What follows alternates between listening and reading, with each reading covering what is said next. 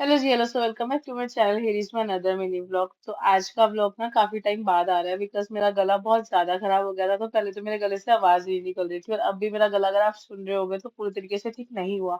But हाँ, इतना है कि अब आवाज तो निकल ही रही है, तो इसलिए फिर व्लॉग बनाया।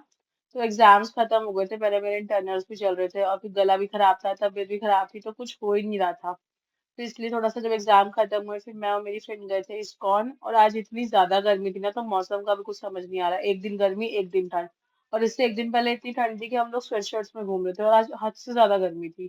फिर हमारा मिलना भी नहीं हो पा रहा था, फिर इसलिए हम लोग मिले, प्लान बनाया जैसे तैसे, जो कि एग्जीक्यूट भी किया। फिर हम लोग गए, इस्कॉन गए थे। तो ये इस्कॉन ना मेरे घर के पास में ही है।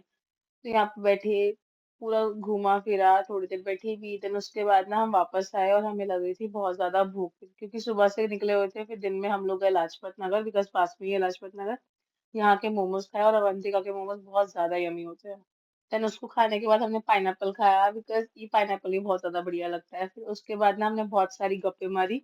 फिर गर्ल्स डे आउट था, तो गोलगप्पे तो बनते ही थे, तो फिर वो खाए। फिर उसके बाद शाम में ना मैं मूलचंद के पराठे खाने गई थी, और यहाँ पे मैंने खाया था मिक्स परांठा और पनीर परांठा। बहुत ज्यादा यमी था।